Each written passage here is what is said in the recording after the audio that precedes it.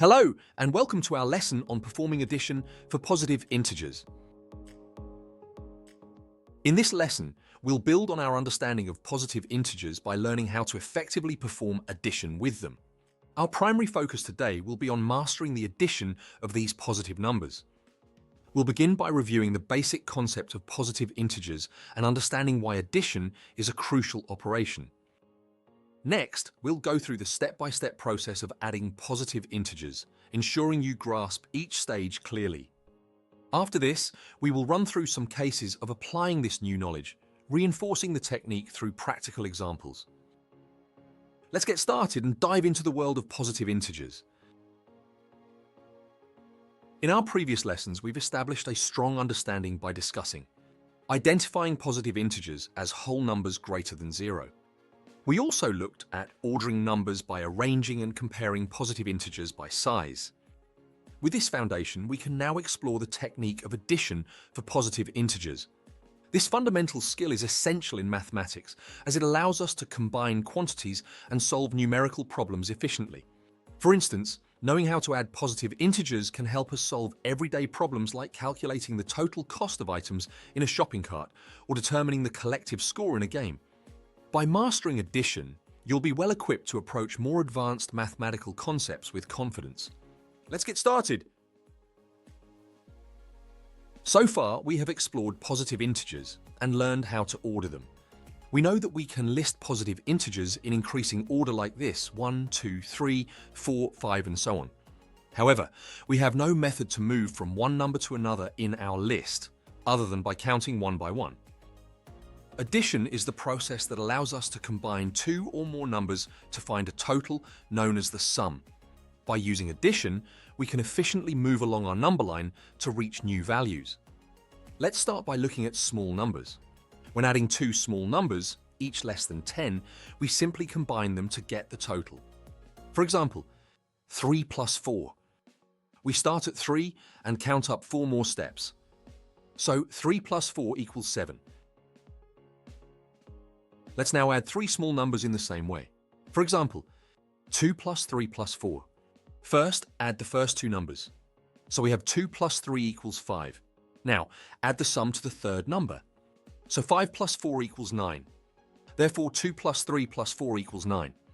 This method works well when we're adding a few small numbers, but it becomes a lot more difficult when we try to calculate a larger sum.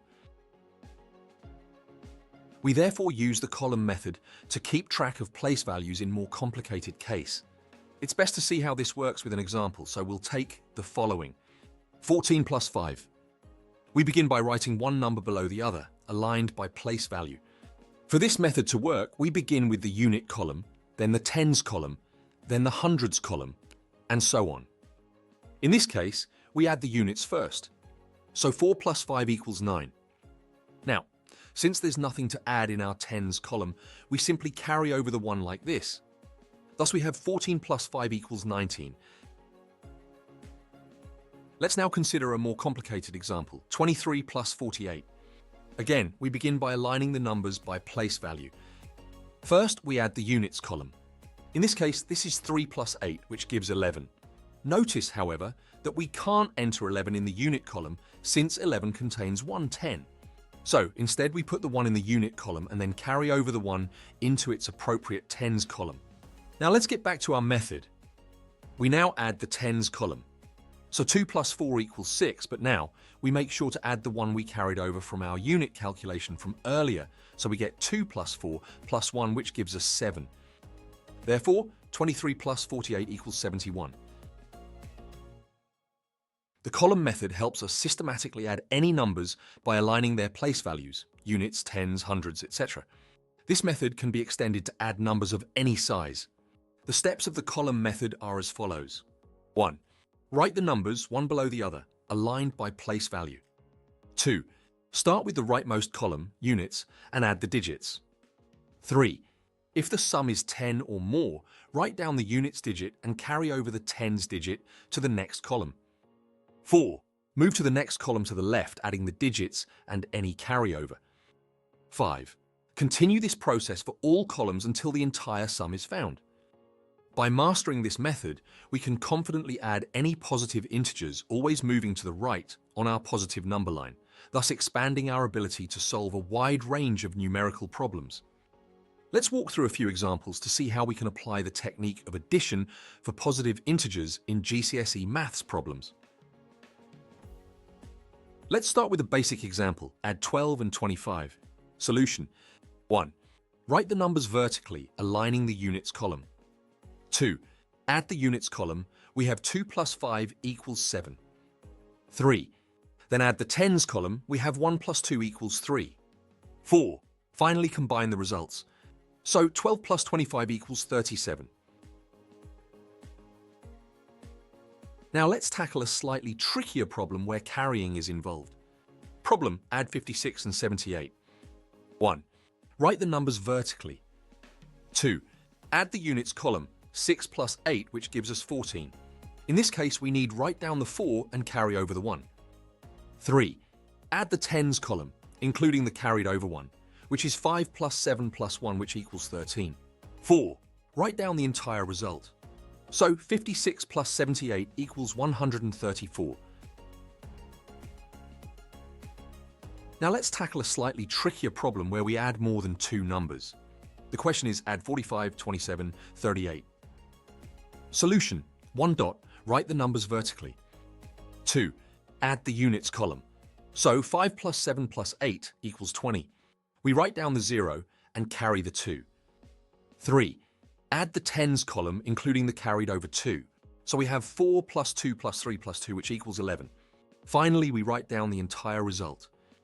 So 45 plus 27 plus 38 equals 110. Finally, let's apply addition in a word problem. Sarah has 23 apples and she buys 34 more. How many apples does she have now? To work this out, we first need to identify the numbers we need to add. In this case, they are 23 and 34. Then we use the column method to work it out. Write the numbers vertically.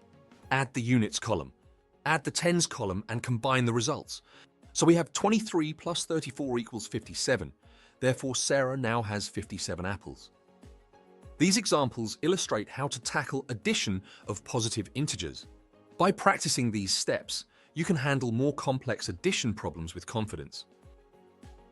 In today's lesson, we explored the essential technique of addition for positive integers, a fundamental operation in mathematics. We began by reinforcing our understanding of positive integers and their order, then introduced addition as a means to combine numbers and move along the number line efficiently. We tackled several scenarios to solidify our addition skills before demonstrating a systematic approach that can be generalized to add numbers of any size.